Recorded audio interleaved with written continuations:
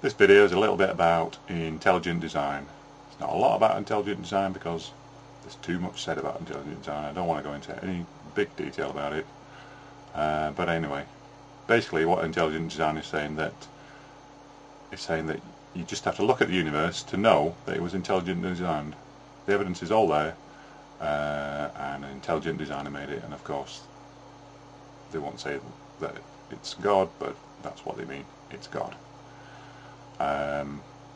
So one of the things that has been said to me recently is, look at a house, look at how it's made. It was obviously intelligently designed. As it's a house, it was made by humans, but humans made it intelligently, designed it. But then they extrapolate that on a bigger scale, then they say, look at the universe. Surely that was intelligently designed as well. And what I'm going to do is, as I say, I'm not going to go into any kind of evolution versus intelligent design debate. I just want to talk a little about the phrase that I've just mentioned. The fact that you just have to look at something to know it's intelligently designed. Okay, got some props. Here is a house brick. Used for building houses, which I've just mentioned. It's man-made, obviously. It looks man-made. It's got a very bricky feel to it. Man-made. We all know that man makes bricks for building houses, and there's no question about it. That is a man-made brick. Okay, so you just have to look at it. It's intelligently designed by a man. Fair enough. Okay, there's a rock. Which I just picked up from the garden, which isn't man-made. So obviously it's not man-made. It's in fact it's a bit of foundations from a wall and building outside. It's rock-shaped. It's irregular. It's not man-made. Okay, no problem with that. Put that to one side. Okay. Here's a pebble. Now, does this look man-made or not? It's smooth, which might be man-made, could be artificial, could be man-made. But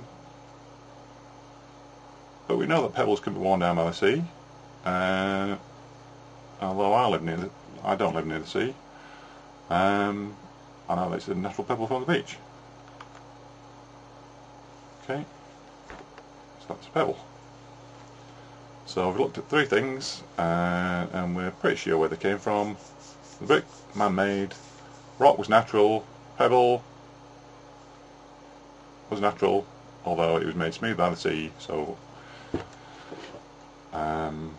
wasn't as rough as the rock. There is a problem with that. There's the rock again. This rock is not actually a rock. It is man-made. God didn't have anything to do with it. He didn't make it when he made the universe. I made this rock, and in fact it's made out of concrete. That's cement, sand and aggregate all mixed together, a bit of water, aggregate in its gravel. So I could get a close-up look at the gravel in it. You can see bits of gravel in there. But when you first looked at it, it didn't look like it was intelligently designed. Obviously, it's not a brilliant design. It's just a lump of concrete, but it's just a piece left over from, as I say, from the foundations of the wall I was building, and this is just a bit that was broken off and put to one side. And it didn't look intelligently designed, unless of course you were thinking that God was the intelligent designer. And okay. So what I've told you wasn't entirely true. Okay, what about the pebble? Looks smooth, looks like a pebble, and it looks smooth because I made it smooth. It is in fact some clay from the garden, which occurs naturally in my garden, and I made it into a pebble shape. I smoothed it down and it's made out of clay. Okay.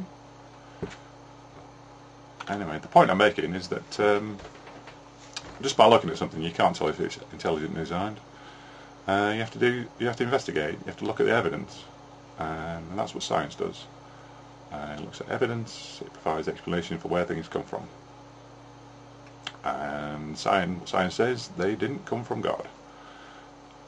There is no intelligent designer. Science is pretty 100% certain on that.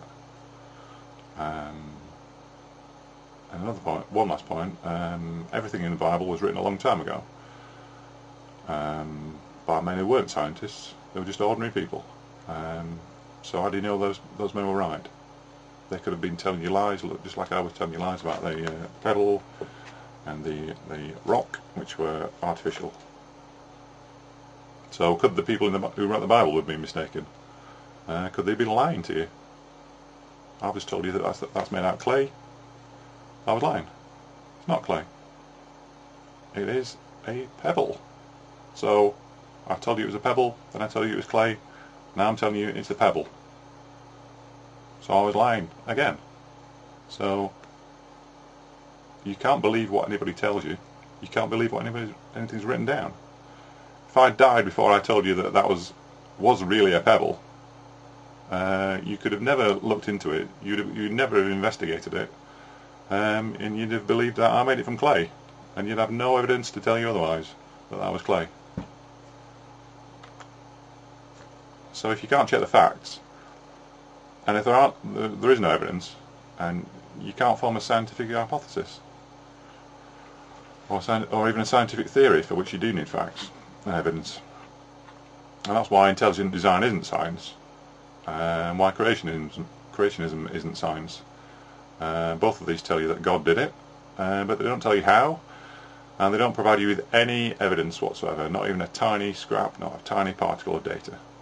Nothing provable, nothing that you can reproduce, nothing that you can use as a scientific thesis or any sort of scientific method to prove that there was an intelligent designer or is an intelligent designer out there.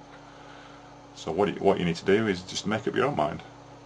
And meanwhile, you remember the pebble, which was clay, which wasn't clay, which was a pebble. It is in fact chocolate, and I'm going to eat it. See ya.